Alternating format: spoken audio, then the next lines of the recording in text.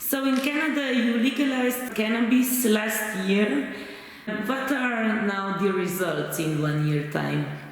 I'll be really honest, I prefer the black market. Now it's corporate control. Big companies. It's all about, in Canada, it was all about money and licensing. The first one to get the license, this is my opinion, you put $20 million on the table of Health Canada, which is the Ministry of Health, and you'll get a license. After a whole bunch of application process, security, floor plans, everything all goes into the application. Not an easy process, but if you have lots of money, you can afford the lawyers that will get you there. And really came a lot about corporate control, regulation, and less of the medical value of the plant considered. It was kind of pushed to the side of how people get medical cannabis. We call it recreational cannabis in Canada. And I never have been really sure what they mean by recreational cannabis, because every time you take cannabis, it's therapeutic.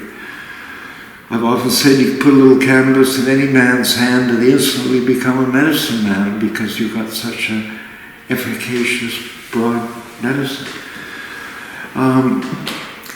But more and more pharmaceutical control and less to the natural plant medicine. And I fear the pharmaceutical control. There was a news release a few weeks ago that an American pharmaceutical company could produce synthetic THC and CBD at far less cost to a natural product. Oh, bravo. That'll make people sick. It'll keep them sick. They'll have side effects, and it won't be the same as naturally extracted cannabis. It's been shown in a number of studies that there's quite a difference between synthetic, one molecule cannabinoid versus a full complement of the brothers and sisters, as I like to call it. Very different type of medicine. And synthetic THC can be dangerous, as can synthetic CBD can be very dangerous. And in my simple mind, the more you purify a molecule, the more it behaves like a synthetic. So I'm not a great believer in highly purified cannabinoids.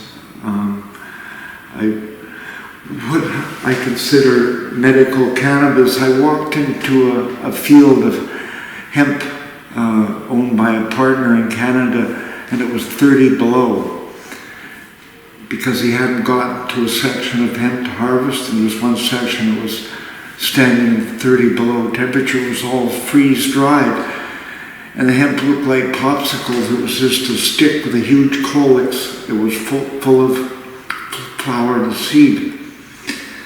And I said, let's cut that top off, take it back to your house, grind it up, and put ice cream in it to make it taste good, but you'll have the most nutritional, medicinal drink you could ever have. It's full of nutrition, vitamins, cannabinoids, terpenoids, the value of the seed, the omega-3, omega-6 fatty acids. It's full of nutrition. For growers or producers, the business is heavily regulated, as far as I understand, under the legalization. Indeed, yeah. Once again, it's regulated in a way that will suit the pharmaceutical industry in the long run, and to hell with natural product cannabis in the government's eyes. You think that legalization brought something good to the people? It's too early to tell whether it'll be good for the people or not. Economically, it will make a difference, but right now, the stock of all the major LPs is going down because they've had crop failures. Because they took growers, clandestine growers that have been growing in basements and garages and small rooms for many years, and put them into gigantic warehouses and expected them to grow medicinal cannabis. But it's not that easy. Also, they put them into greenhouses, but they haven't grown in there before. They're used to growing in small rooms. And they saw a lot of crop failure to mold, which is the biggest problem in northern environment. And a lot of crop failure, and the stock went down. Whether it's good for the people, not the average person, but the corporate people will do well by it in the long run. I don't think anybody's in it for a short-term investment because there's just one hell of a future in it. But my concern is about the natural product medicine, and I think that possibly in Canada we could come a time where we can have a center or an institute that will only deal with the natural medicine. We can treat people with the natural medicine. But how many people is growing for themselves? You are allowed to have 4 plants? All of my friends grow for themselves. And I don't really know about the average Canadian. There was a time when one community in Canada that I knew, they estimated that 25% had a grow-up in the house. But it was a big economy when it was black market. Does the black market still exist or not? Black market is still thriving because I know people that say, I've been growing it for myself for 25 years. Why the hell would I go buy government weed? Which is grown in vast warehouses, production type, quality, machine trimmed, and not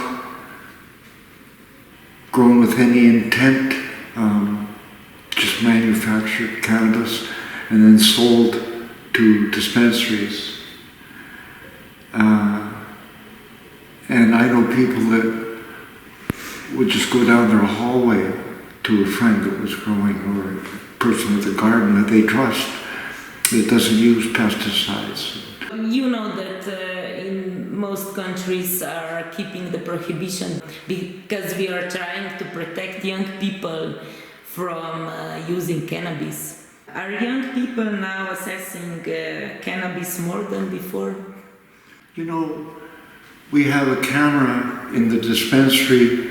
I have a laboratory in the back of a major dispensary in the Mohawk Nation that many people come to from Toronto and Montreal and nearby Kingston.